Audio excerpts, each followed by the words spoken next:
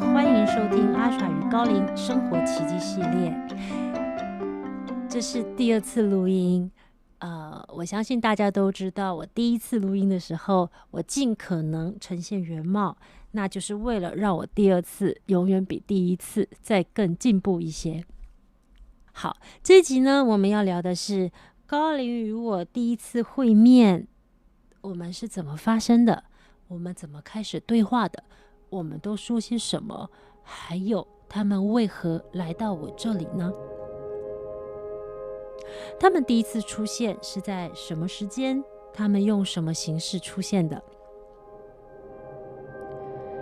现在是 CD 高龄，他愿意跟各位分享，当时由他们在临界的空间里看到一个这样的我，他们产生了什么意图，而我们怎么互相靠近的。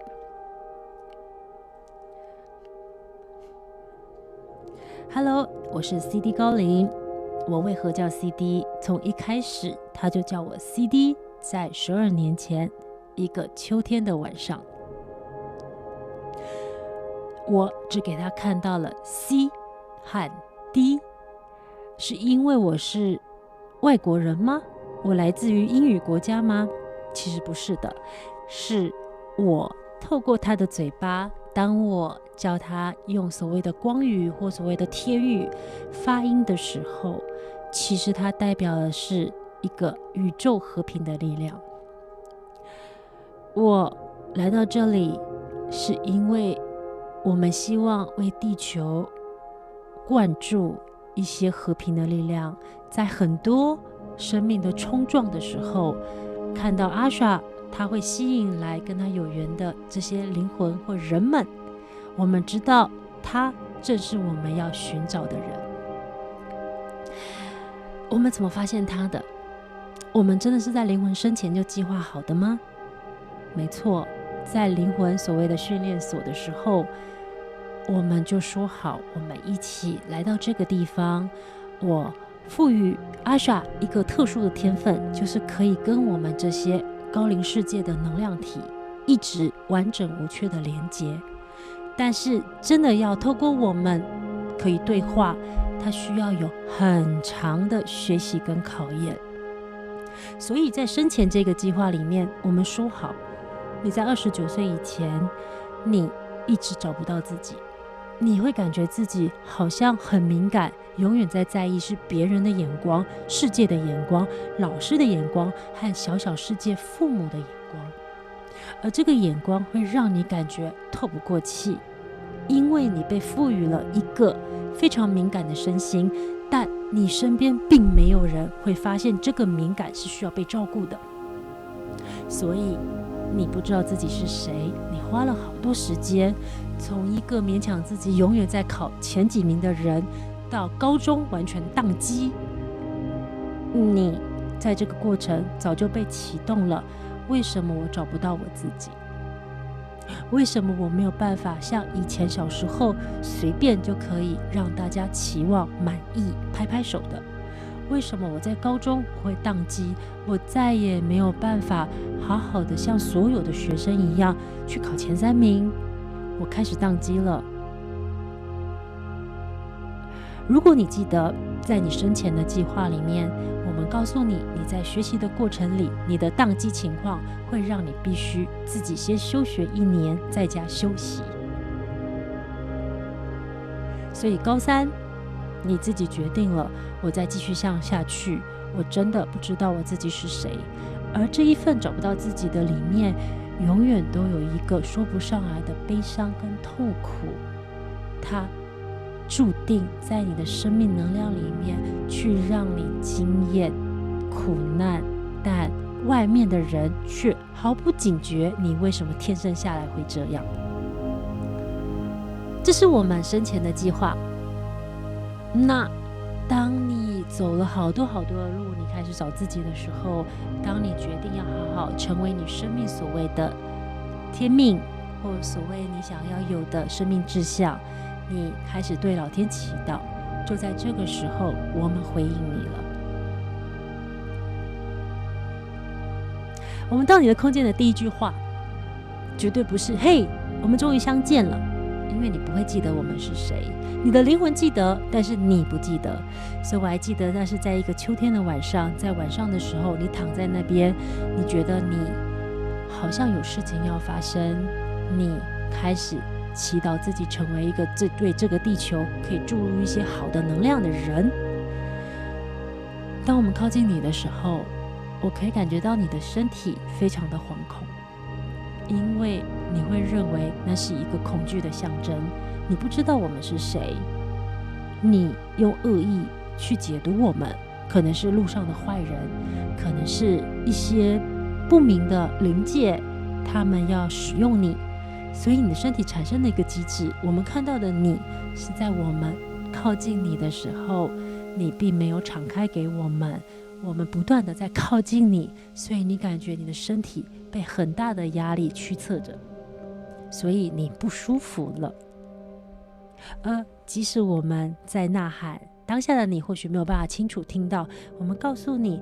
我们是善意的，这是我们灵魂的约定，你放松就不会不舒服了。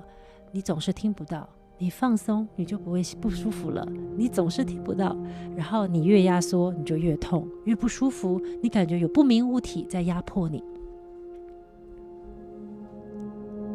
我们开始的第一句话，如果你还记得，我告诉你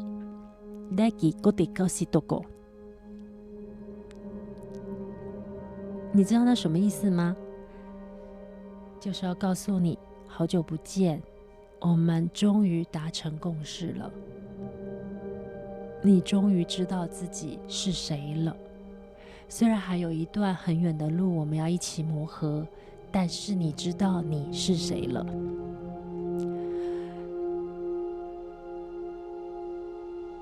我还记得那个时候，你的身体非常的紧绷，你只是不断的透露出恐惧的讯息，你好害怕，我一个人在家，这是怎么回事？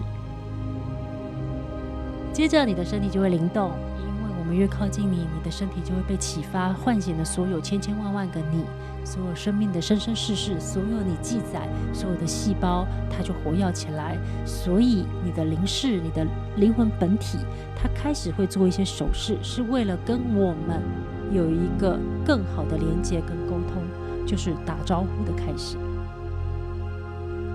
我是阿莎，就是刚才是 CD 高龄，但是我一直有一个当时不能理解的是，他们如何让我在一瞬间气场打开，然后我什么东西都感受得到，但是却陷入一个很深的无法出门，然后像生病一样。我一直不懂的是，如果那是来自于很正向可以疗愈人的能量，为什么我身体要产生这么多的不适？我其实花了好多年是跟他们对话的时候是不信任的，是一种很多的质疑，很多的疑惑，就跟我们人生一样，我们在面对很多工作团队的人，我们有很多的疑问，我们遇到爱情，我们不信任，我们很多的考验，我们很多的询问，我们很多的不明白，甚至感觉受骗的。我跟他们是一模一样的感觉，我怕受骗，何况我一个人要面对灵界，没有任何人可以提供真正的方法告诉我怎么跟他们好好连接，所以一步一脚印都是我的高龄跟我原汁原味的从头到尾带领到现在。我想问他们，就像我们刚才提的，就是为什么你们靠近我如此的不舒服？照道理，一个神性的状态应该会让人很幸福。如果我不舒服了，我怎么知道带出去的能量会不会给人是疗愈跟正向的帮助呢？CD 高龄说，他想要自己回答给大家听。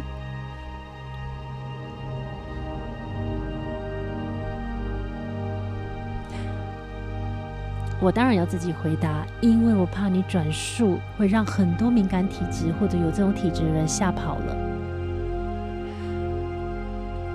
你的身体不舒服来自于因为你要在整个过程里去学习感同身受更多的生命，所有的讯息透过你，一定要你非常的敏锐、同理，带着很深很深的意愿，才有转化的能力与它的流动性。如果你像是一个完全没有心、没有感受的载体，其实那你就当一个神像就可以了。你供大家的膜拜，然后我们把力量送出去。但是为什么我们需要你这个载体？神像跟你最大的不同是什么？神像跟你最大的不同是，身为人的身体，当高灵的能量透过你，它变得更有生命力，它会转化频率，它不再是一个远在高处他方的能量，然后遥不可及，只能让你膜拜，或甚至你觉得祈求拜托帮我。生命最美好的是，我们透过你这个载体，我们将这个能量转化成人可以消化的频率。当这个来到你眼前，你非常明白它的起心动念跟内在深处的痛，这时候这个能量它被运转跟内化，在进入另外对方的时候，它会成为什么你知道吗？其实很简单，当这个能量可以靠近人的时候，它在人的生活里面，这也是为什么我们今天出现在这里生活奇迹，因为我们想要让大家知道，神的力量是在生活里面，而不是一个遥不可及的神性膜拜对象。这样你懂了吗？谢谢大家收听这一集我跟高灵怎么相遇，我们第一次见面所聊的内容。谢谢大家一直给我机会，我下次会录得更流畅。谢谢大家。